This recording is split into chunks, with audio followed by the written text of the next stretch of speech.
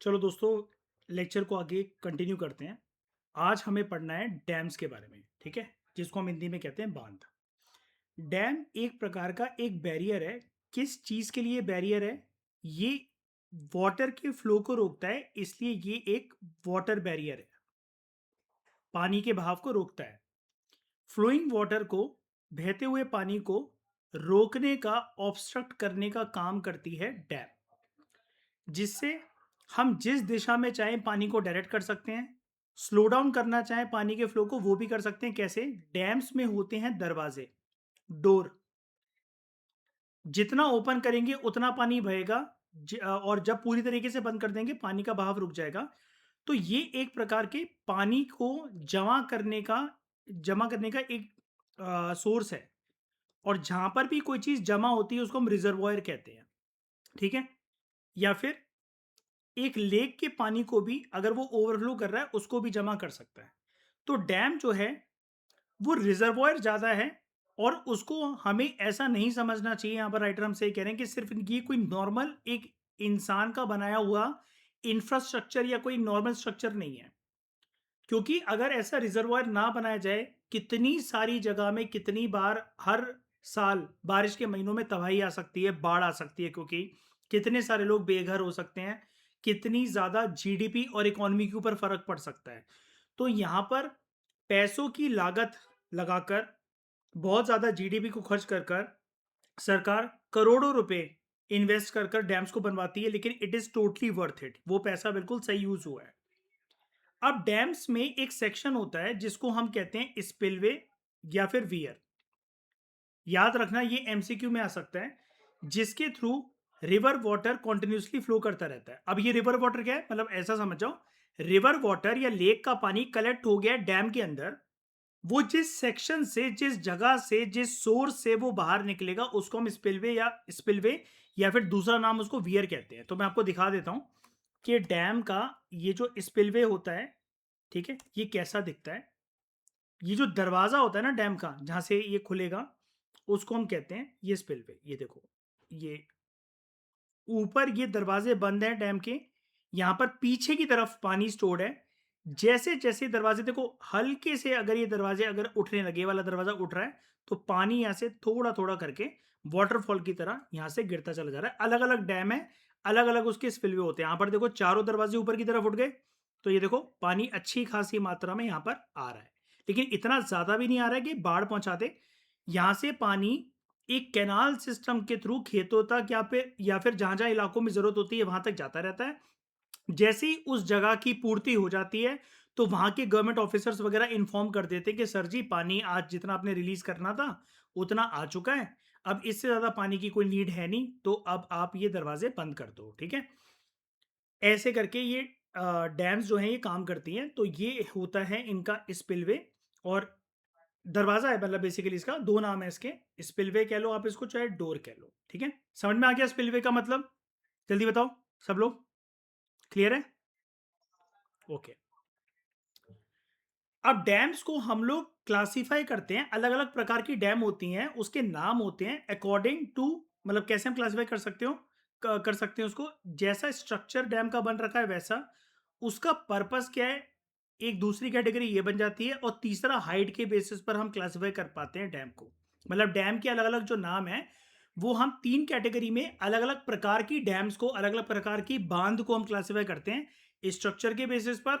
उसका use case क्या है, यानी कि पर्पस क्या है उसका, और उसकी ऊंचाई कितनी है, छोटी हाइट की है, बड़ी हाइट की है, मीडियम हाइट की है, ऐसे बेसिस पर हम उसको क्लासिफाई करते हैं। तो समझते हैं इसके नाम।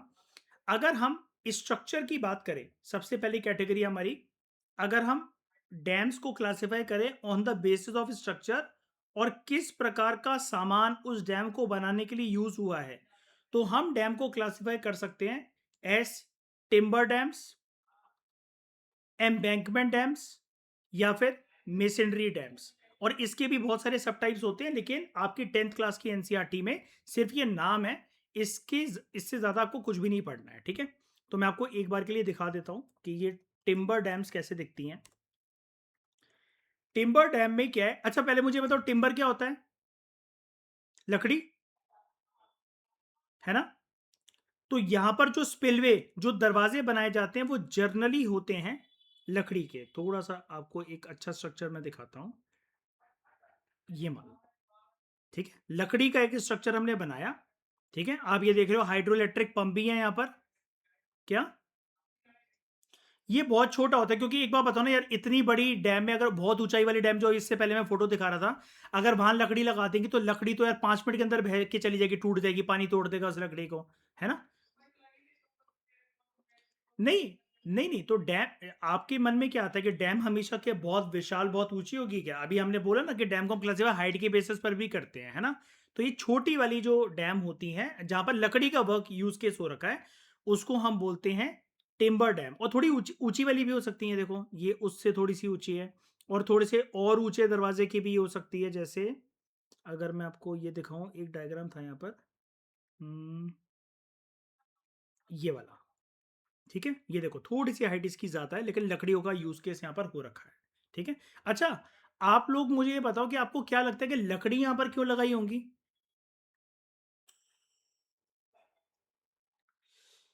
पवित्र, नॉनसेंस बात मत करो, काम की बात करो। यस, यस, कंक्रीट मतलब देखो, विनायक क्या बोल रहा है, कंक्रीट का मतलब है पत्थर, सीमेंट, गिट्टियाँ, राइट विनायक?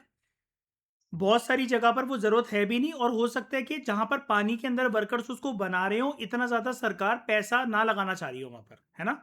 क्योंकि इतनी नीड ही नहीं है, पानी का बहाव इतना हो सकता है तेज़ ही ना हो, डैम छोटा हो, मतलब पानी का बहाव इतना तेज़ नहीं होगा तो छोटी डैम से भी काम चल जाएगा, है ना? अब जैसे एक बात बताओ, यहाँ पर क्या टिम्बर डैम हम लगा सकते हैं क्या? मतलब जैसे इसको, मतलब वैसे ये गलत लिखा हुआ है नीचे, लेकिन 2 मिनट में लकड़ियाँ टूट जाएँगी इसकी, है ना? प्रेशर भी होगा। दूसरा होता है एम्बैंकमेंट डैम। अच्छा, ये ना नाम बड़ा विचित्र है एम्बैंकमेंट डैम, क्योंकि मैंने आपको कल की क्लास में बताया था, डैम को ही हम एम्बैंकमेंट भी कहते हैं। कल बताया था ना, डैम के 3 नाम होते हैं, डैम बोल लो, रिजर्वॉयर बोल लो, या एम्बैंकमेंट बोल लो। तो एम्बैंकमेंट डैम जो होती है दूसरे प्रकार की होती है। इसमें हम करते क्या है, यहाँ पर आप इसका एरियल व्यू देखो पहले। ऐसा हम ना एक इसका स्लोपी स्ट्रक्चर बना देते हैं, जहां से आराम आराम से खिसक खिसक कर पानी जाएगा। ठीक है, और किसी एरिया में एकदम से वो फ्लडिंग नहीं करेगा। ठीक है, ये देखो, आप नीचे वाले स्ट्रक्चर के ऊपर फोकस करना। हमने पत्थर वगैरह ये सब लगा रखे हैं, आराम आराम से जो पानी का जो बहाव है ये इस तरफ नहीं आ पाएगा, ये रुक जाएगा। जैसे लहर टकराती है ना किनारों से, समुद्र की लहर टकराती है, तो यहाँ पर जो पानी भर रखा है ये यहीं से टकराकर यहीं पर स्टोर्ड रहेगा, एक तरीके से लेक की तरह। ऐसी डैम को हम कहते हैं एम्बैंकमेंट डैम। एक ये भी है इसका डायग्राम, डायग्राम कह रहा हूँ, इमेज। ठीक है, और एक फोटो, एक फोटो और दिखाता हूँ। ये अमेरिका की है, ये एम्बैंकमेंट डैम। इतना बड़ा हमने एम्बैंकमेंट, एम्बैंकमेंट का मतलब पता है क्या होता है? बहुत बड़ी बाधा या बहुत बड़ी रुकावट। तो देखो, यहाँ पर एक अच्छी खासी बड़ी रुकावट है, पत्थर की बनी हुई। पानी इस जगह पर भर गया है, और इधर का पानी इधर के पानी से अलग है। हम इसको ओवरफ्लो नहीं करवाना चाहते हैं। पानी कितना भी भर जाए यहाँ पर, लेकिन ये कूद कर यहाँ पर नहीं जा पाएगा। जैसे ही अगर ये टकराएगा, ये वापस इसी तरफ आ जाएगा यहाँ पर, और ये पानी उतना ही भरा जाता है इस डैम के अंदर, जो कि मॉनसून के बाद, अलग अलग कंट्री में अलग अलग सीजन होते हैं मॉनसून के, तो जब वो पानी यूज होता रहेगा तो वो पानी लगातार यूज होता रहे। ठीक है, 1 मिनट रुकना। समझ में आया? ठीक है, तीसरी कैटेगरी है, यहां पर लिखा हुआ देखो, मेसनरी डैम। अच्छा, मेसन कौन होता है? मेसन कौन होता है? ऐसा कारीगर जो कि पत्थर, गिट्टियां, कंकड़, सीमेंट, चूने की मदद से कुछ बनाता है। ठीक है, तो एक होती है मेसनरी डैम। अब यहां पर प्रॉपर तरीके से जो स्ट्रक्चर होता है वो बनता है सीमेंट की मदद से, ब्रिक्स की मदद से, ग्रेवल की मदद से। ग्रेवल मतलब छोटे छोटे पत्थर, कंकड़, गिट्टियां वगैरह। हम यहां पर स्ट्रक्चर को इतना सॉलिड बनाते हैं कि सालों तक उसके अंदर किसी भी काम की कोई नीड ना पड़े। और ये बहुत लार्ज एरिया में बनी हुई डैम होती है। जैसे अगर आप ये इंडिया की देखो, देखो नगार्जुना सागर डैम, कहां से लेकर कहां तक, ये आपको एरियल व्यू में भी छोटा दिख रहा है, लेकिन एक इंसान यहां पर ना चींटी के बराबर भी नहीं दिखेगा। ये बहुत बड़ी डैम है, ये देखो। तो यहां पर हम इसको ना तो लकड़ी से बना सकते हैं, है ना, और यहाँ पर पानी का बहाव इतना तेज है कि हम यहाँ पर एम्बैंकमेंट अगर बना भी दें, जैसे एम्बैंकमेंट डैम में हम देख रहे थे, एक रुकावट बना भी दे, तो ये पानी इतना ज़्यादा बढ़ जाएगा कि ओवरफ्लो ऑटोमेटिकली करने लग जाएगा। तो हम यहाँ पर छोटे-छोटे दरवाजे बनाते हैं, लेकिन पूरा स्ट्रक्चर जो है हम स्टील ऊपर लगा होता है दरवाज़ों में, और नीचे जो है पूरा सीमेंट का स्ट्रक्चर बनाते हैं, ठीक है? हाँ, अब विनायक आप कुछ बोल रहे थे, बोलो।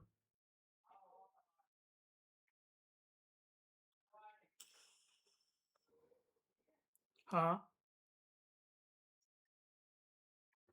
नहीं, नहीं, नहीं, देखो, जो डैम बनती है ना विनायक, वो बनती है रिवर्स के पर्पज़ के बेसिस पर, पहले रिवर के बहाव को चेक करा जाता है। ये रिवर इतनी भरी नहीं रही है कि ये ओवरफ्लो कर जाए। मतलब यहाँ पर ह्यूमन साइकोलॉजी का इस्तेमाल करते हुए डैम को बनाया जाता है। ऐसी जगह पर एम्बैंकमेंट डैम बनाई ही नहीं जाएंगी जहाँ पर रिवर ओवरफ्लो कर जाए, जहाँ पर पानी का बहाव तेज है, जहाँ पर मॉनसून सीजन से ज़्यादा, एक पर्टिकुलर हाइट से ज़्यादा रिवर का पानी चढ़ जाए। नदियों का पानी भी तो एक एरिया के लोगों को पता होता है ना कि कितना चढ़ेगा। विनायक, जैसे अगर दिल्ली में पानी जब अलग अलग जगह पर भर जाता है, तो आप लोग सारे लोग एक चीज़ मानते हो, जैसे आप इंस्टाग्राम यूट्यूब वगैरह पे देखते हो, राजकुमार, एक चीज़ आपने ऑब्जर्व करी है, हमारे उत्तम नगर, जनकपुरी या दिल्ली के आसपास इतना पानी नहीं भरता जितना बारिश के दिनों में गुरुग्राम में भर जाता है। वहां पूरी पूरी गाड़ियां डूब जाती हैं। ऐसा कभी इस इलाके में नहीं हुआ। तो अगर हमें पानी को चेक करना है, तो गुरुग्राम में ज्यादा तगड़े हमें बैरियर्स और वो सब बनाने पड़ेंगे, या फिर ज्यादा सिक्योरिटी पर्पस वहां पर रखनी पड़ेगी एज कम्पेयर टू उत्तम नगर, जनकपुरी, रोहिणी, साउथ एक्स, ये सब इलाके। मानते हो कि नहीं मानते हो? हमें पता है कि हर साल गुरुग्राम की समस्या है, लेकिन इतनी समस्या उत्तम नगर की नहीं है कि नहीं? ठीक है, विनायक, क्लियर हो गया डाउट?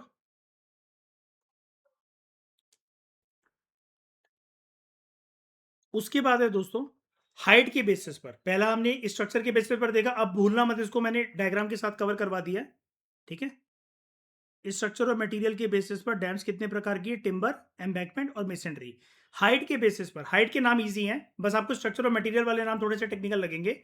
हाइट के बेसिस पर एक होती है लार्ज डैम्स, ठीक है? लार्ज डैम्स को ही मेजर डैम्स कहा जाता है, ठीक है? एक होती हैं लो डैम्स, एक होती हैं मीडियम हाइट की डैम्स, और एक होती है हाई डैम्स। तो ये जो तीन कैटेगरी है, मतलब वो लार्ज डैम्स हैं, मेजर डैम्स हैं। आप ये जो तीन मेजर नाम आपको याद रखने हैं, वो ये वाले नाम याद रखना आप। हाई डैम्स, हाई के नीचे हाइट होगी मीडियम, और उसके नीचे हाइट होगी low. High dams, medium height dams और लो डैम्स। खत्म हो गया ये, ठीक है? अब यहां पर आपको एक एग्जाम्पल दिया जा रहा है। इंडिया के अंदर जो सरदार सरोवर डैम है, ठीक है, ये गुजरात में मेजरली बिल्ड करी गई है। और कौन सी नदी के ऊपर है? नर्मदा, नर्मदा नदी के ऊपर है। यही डैम के बारे में आपको याद रखना है अपने सीबीएसई में, इंडिया के कंटेक्स्ट में। एमसीक्यू आ सकता है, सरदार सरोवर डैम कौन से स्टेट में है? गुजरात में। एक तो ये एमसीक्यू बन सकता है। दूसरा एमसीक्यू बन सकता है कि वो नर्मदा नदी के ऊपर है। और स्टेटमेंट वाइज एमसीक्यू भी बन सकता है कि consider the following statements about Sardar Sarovar dam. It is constructed in Madhya Pradesh, it is constructed over river Ganga, ठीक है? Which among the following statements are correct? One only, two only, both one and two, neither one not two, ऐसा करके भी एक question बन सकता है, ठीक है? तो नर्मदा नदी के ऊपर है ये, ना कि गंगा नदी के ऊपर। गुजरात में है ये, ना कि मध्य प्रदेश में, ठीक है? लेकिन ये डैम, इस डैम के अंदर स्टोरेज वाटर कैपेसिटी इतनी ज्यादा विशाल है, इतनी ज्यादा तगड़ी है, कि ये डैम का